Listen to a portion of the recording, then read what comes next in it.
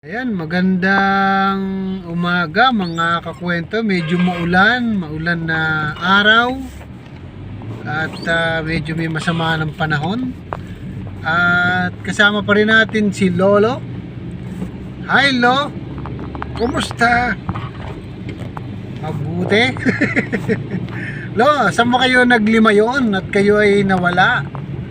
Kayo ba ay saan naggala-gala? Aba, ako ay nag soul searching. Wow! Soul searching ha? Oo. Ba, di nagpakabanal ka? Ah, hindi. Oh, may soul searching eh.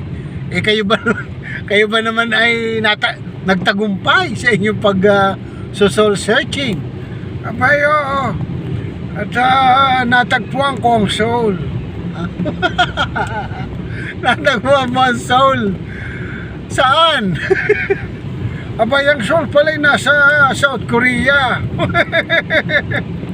Ay nako, luma na yan Lo, pero bumibenta pa.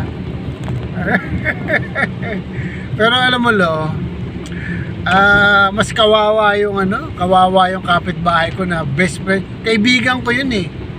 Ano na naman yan, kaibigan mo? Eh, alam mo, mayaman sila dati. Eh, bigla sila naghirap. Ah, na ganon. Eh, bakit mo naman nasabing naghirap? May alam mo ba yun? Pag yun ay, nung sila ay mayayaman pa, pag kumakain yung mga yon, nakakamay. Ha? Abay, alam ko sa mayaman eh, hindi yan nagkakamay. Eh, bakit yun yung mayaman nagkakamay? Eh, kasi yung mga kinakain ng masasarap, mga crispy pata, mga drumstick chicken. Eh siyempre yung mga kinakamay yan. Eh ngayon, dahil naghirap na sila, eh kutsara na lang ang ginagamit nila ngayon. Aba, kabaliktaran naman. Kung kailan naghirap saka nagkukubiertos. Eh hindi, ganun talaga eh. Eh bakit, ano nangyari? Bakit nung mahirap, nung mayaman, kamay. Eh ngayon naghirap saka nagkubiertos. Paano nangyari naman yan? Ay kasi, ang kinakain na nila ngayon, lugaw. Paano mo naman kakamayin yung lugaw?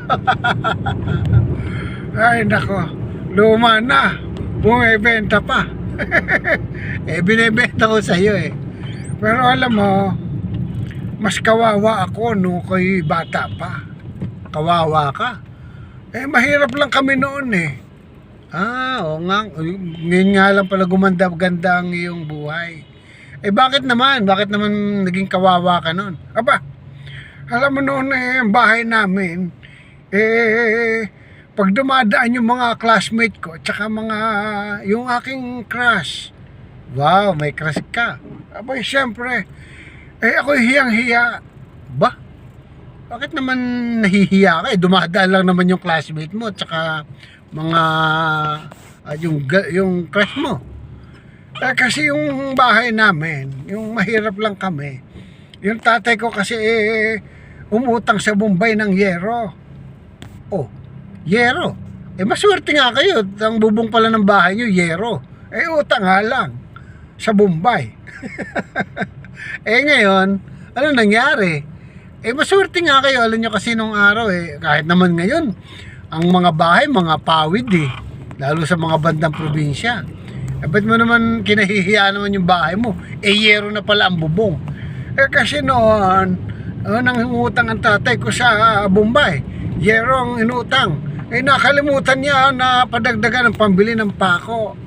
Kaya, ang ginawa ng tatay ko, pinatungan ng mga gulong. Ah, para hindi liparin. Eh, pangkaraniwan naman yun eh. Ba't nahihiya ka? Eh, ganun talaga eh. Nahihiya ako pagka nakikita nung aking crush yung bahay. Kaya, pag ako'y naroon, nagtatago ako. At kung naglalakad naman, eh, umiiwas akong kasama nila. Eh, ba't mo kinahihiya eh? Gulong, eh, ano nangyari? Ngayon, umasenso ka na. Aba, eh, di, syempre, nakaluwag-luwag ka na. Eh, anong ginawa mo? Eh, ako nung ngayon nga, dahil umangat-angat ako sa buhay, eh pinalitan ko na, binago ko na. Wow, edi hindi ka na nahihiya. Siguro ano ngayon yan? mga yerong dikulay na at saka kumpleto na sa pako. Ay hindi. Anong hindi? Ganun pa rin eh. Ay, ikinahihiya mo tapos ganun pa rin, mga gulong pa rin. Oo, pero pinalitan ko na. Di kumanda na nga. Hindi, yung gulong ginawa ko ng mag wheels. Pinamag wheels ko na yung mga gulong, kaya hindi na ako nahihiya kasi naka mag wheels na.